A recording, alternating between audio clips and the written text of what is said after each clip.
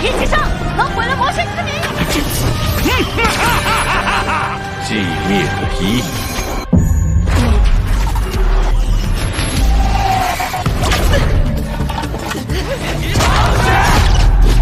力气，龙皓晨还差得太远。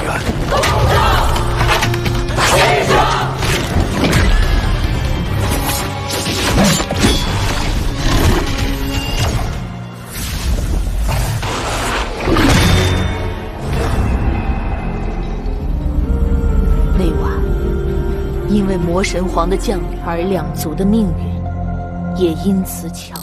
Oke guys, sesuai dengan trailer yang udah dipost beberapa hari lalu, kali ini Cakra Diva dengan bahagia bakal ngebawain sebuah seri donghua baru yang berjudul Throne of Steel. Sinopsisnya begini nih, ada pasukan besar yang dipimpin oleh Raja Iblis dan 72 pilar dewa yang turun ke bumi. Kedatangan mereka membawa racun yang dapat mengubah manusia menjadi iblis pula. Mirip-mirip kayak penyebaran virus zombie gitu deh. Nah, demi menyelamatkan bumi dari invasi besar sang Raja Iblis, manusia membentuk 6 kuil utama yang melatih berbagai kesatria-kesatria berbakat. Diharapkan dengan kekuatan mereka yang mumpuni, manusia bisa melepaskan diri dari jeratan mematikan sang Raja Iblis dan 72 pilar dewa tersebut. Bagaimana kisah selanjutnya? Tanpa banyak cincong di awal, ini dia alur cerita Throne of Steel episode 1. Terobos aja lah, kuy!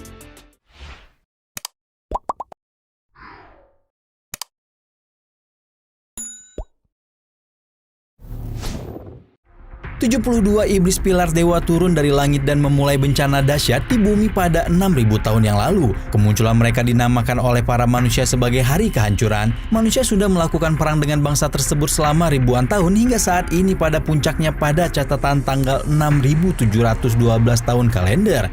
Terlihat sudah ada sebuah kelompok pemburu yang dibentuk oleh 6 kesatria kuat dari Persatuan Kuil Dunia. Mereka sedang berhadapan dengan seekor iblis berlevel 54, makhluk dengan tubuh besar yang disebut sebagai iblis tanah guntur Liela Jin. 回来的正好，万年冲击！试试，现在脱颖！ Kelompok pemburu tersebut berhasil mengalahkan sang iblis tanah guntur, tapi mereka ceroboh dan membiarkan mahkota iblis melarikan diri. Benda tersebut dapat membangkitkan pasukan besar iblis yang membahayakan umat manusia.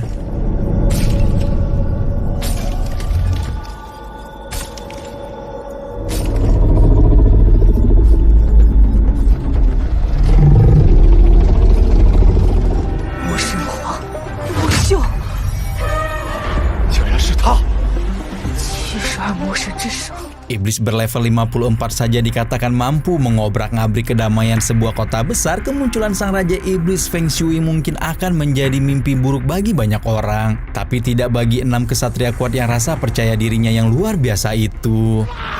一起上，能毁了魔神之名！这次，寂灭不移。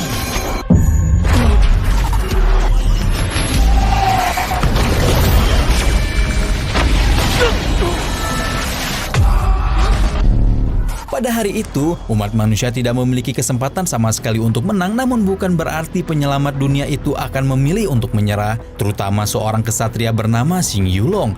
Kayak Zilong ya. Dia memanggil ranah sihir segel tingkat tinggi yang membangunkan berbagai kesatria emas bayangan. Pria itu duduk di atas tahta dengan berbagai kekuatan yang memancar dari balik tubuhnya. Bangkit membuka teknik segel dan melapisi tubuhnya dengan zirah-zirah tebal. Dia benar-benar menyimpan sebagian besar kekuatan hanya untuk mengaktifkan teknik ini.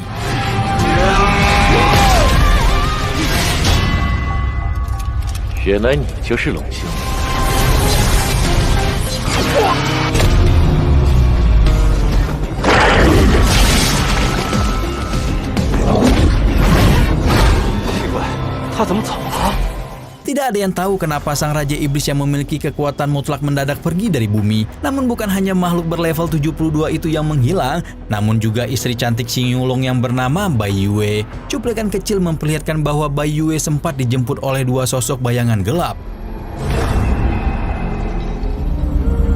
那晚，因为魔神皇的降临而两族的命运也因此悄然10 tahun berlalu sejak dunia telah damai dari kejadian yang lalu, cerita berpindah menuju tepatnya di bangunan aliansi kuil selatan kota Odin. Anak-anak yang sedang berbaris di sana adalah lulusan baru dari sekolah kesatria. Mereka harus melakukan tes mana agar bisa mendapatkan kenaikan gelar menjadi pengawal. Namun bagi yang gagal, karir mereka sebagai kesatria harus berhenti di sini.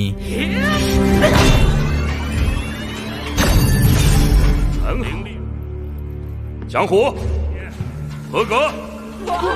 接下来，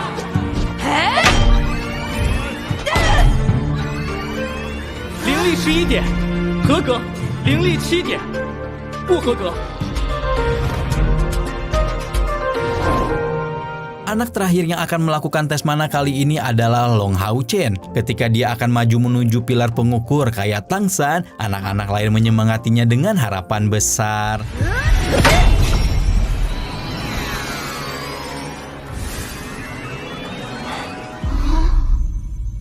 江湖灵力9点，不合格。 Tidak ada yang menyangka kalau Long Hao Chen justru malah terjebak di batas ujung kelulusan tes. Hao Chen terlihat begitu khawatir terhadap hasil tesnya. Dia sempat memohon kesempatan kedua kepada pengawas ujian, tapi hal tersebut akan dianggap tidak adil bagi anak-anak lain yang gagal karena masalah yang sama. 对不起，求求你们！我知道我的请求很过分，我有必须留在骑士圣殿的理由，求求你们了！我想请您再给龙浩辰一次机会。教官，浩辰他……教官， Hubungan baik antara Hao Chen dan teman-temannya terlihat dengan jelas pada adegan ini. Anak itu adalah sosok yang sudah dianggap sebagai penolong bagi orang banyak. Pengawas ujian juga sadar kalau Hao Chen adalah murid yang paling keras berlatih dalam 1 tahun terakhir. Meski dia menganggap kalau Hao Chen tidak memiliki bakat apapun, dia akhirnya setuju untuk memberikan anak itu sebuah kesempatan terakhir. Sebelum Long Hao Chen boleh mengambil tes mana kedua, dia harus melawan murid terkuat di kelas mereka, Jiang Hu. Walaupun mereka berdua adalah teman, tapi Jiang Hu tidak diperbolehkan sengaja mengalah dalam pertandingan ini. 力气，龙浩辰还差得太远。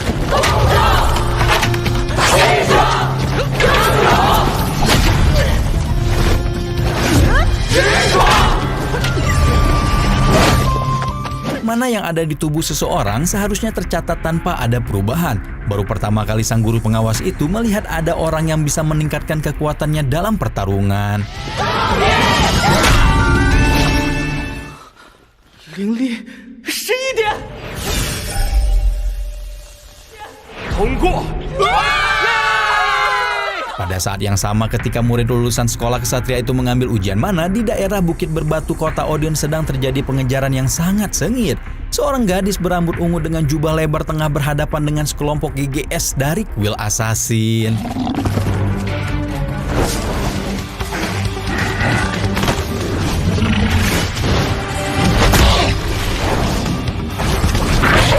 丫头，真不简单。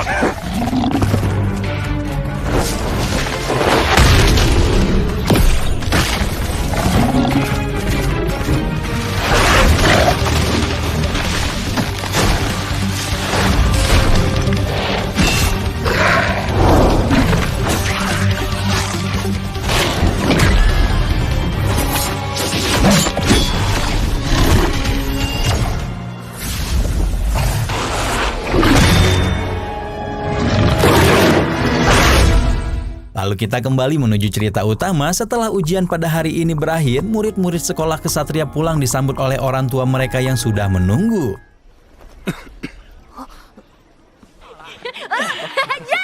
晚上回去给你加个鸡腿。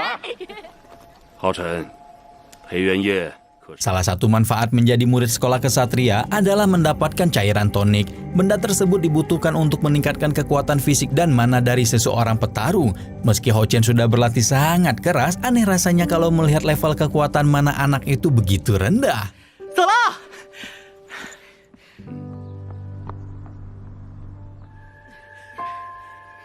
这孩子一定瞒着我什么。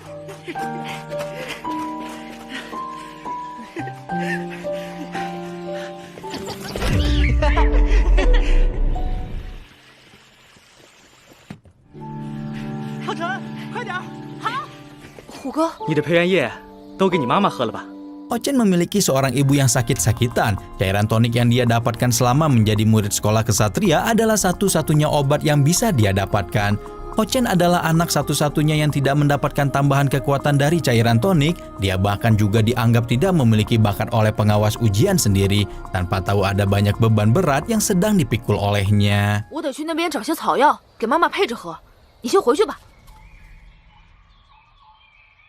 要小心啊！ 知道了。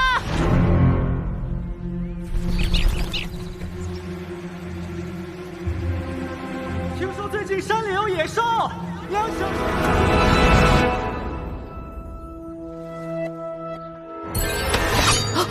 Dan gimana guys episode pertama dari seri Donghua Throne of Steel kali ini? Buat yang udah lihat trailernya pasti terkagum-kagum sama efek animasinya kan? Tapi jangan cuma dinilai dari tampilan luarnya aja ya. Soalnya alur ceritanya sejauh ini menarik banget. Kita langsung dibikin penasaran sama beberapa pertanyaan. Siapa Baihe dan kenapa wanita itu harus menghilang bersamaan dengan mundurnya sang Raja Iblis? Kemana 6 kesatria kuat dari persatuan kuil dunia itu sekarang? Berapa tahun jarak antara hari kehancuran dengan cerita Long Hao Chen? Dan siapa sosok gadis berambut ungu yang ditemui Hao Chen sore ini? Temukan jawabannya di episode berikutnya ya. Rama di sini pamit. Bye-bye.